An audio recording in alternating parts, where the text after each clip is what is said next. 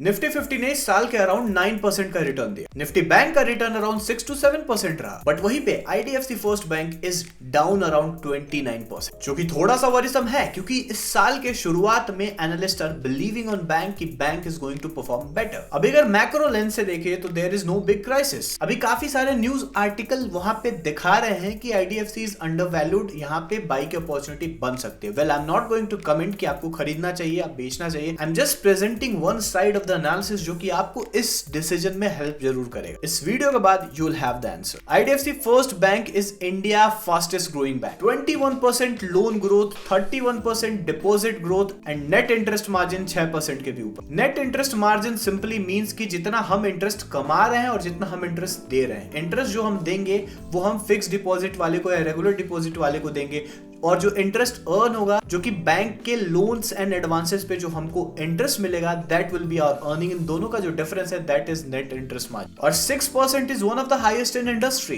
90% of the banking income is coming from core fee, जो कि एक स्ट्रॉन्ग पॉइंट है कि ये कुछ वॉलेटाइल या फिर मार्केट एक्सपोजर से अर्निंग नहीं कर रहा है। बट यहाँ पे एक चीज आती है कि अगर इतना ही पिक्चर परफेक्ट है, why stock is going down? The first is high cost to income ratio. इनका जो कॉस्ट टू इनकम का रेशियो है दैट इज अराउंड 70%, और वही इंडस्ट्री की बात करें दैट इज अराउंड 50%, और एसबीआई की बात करें तो that is around 45%। Cost to income ratio simply means कि आप अपने इनकम का कितना रेशियो खर्च कर रहे हैं to acquire that income. 50 to 60% is normal अगर आप बैंकिंग इंडस्ट्री में हैं, बट यहाँ पे 70% है। एंड अगर आईडीएफसी का टारगेट का बात करें तो दे आर टारगेटिंग कि 2027 के around they will cut it down to 65%। Means अगर ये टारगेट अचीव कर भी लिए फिर भी they are going to be expensive. तो ये दिखा तो रहा है कि that revenue is increasing but the cost of that revenue is very high, and if they have to compete in long run, इसको तो नीचे लेके आना ही पड़ेगा क्योंकि इस तरीके से हमेशा ग्रो नहीं किया जा सकता है। The next one is big provisions.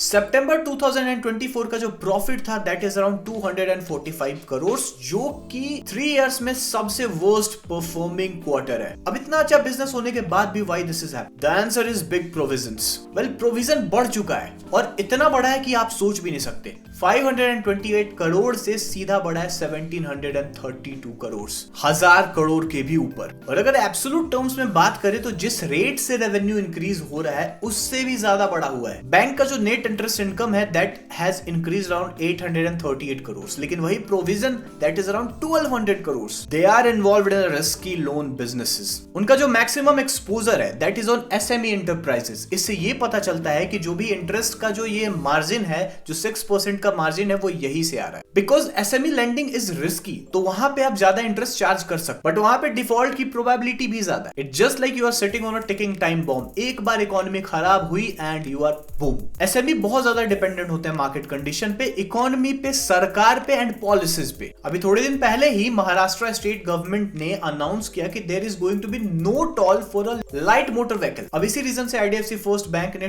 253 crore का प्रोविजन क्रिएट किया, because this is going to be there loss.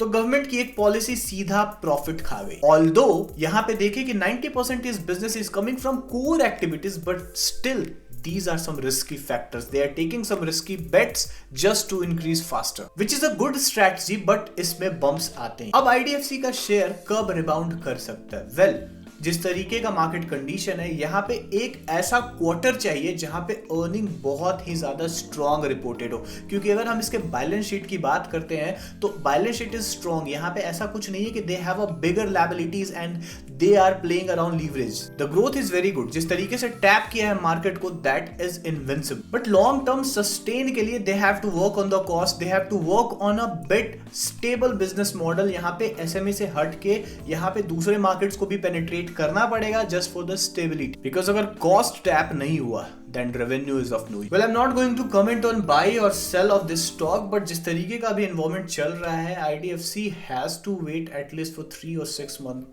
for just rebounding of that stock. उसके पहले कुछ मैजिक हो गया तो स्टॉक यहाँ से उठ जाएगा। एंड हाँ, इंडियन स्टॉक मार्केट में ऐसे मैजिक्स होते रहे। Well guys, I hope कि वीडियो पसंद आया। चलते हैं, फिर मिलेंगे।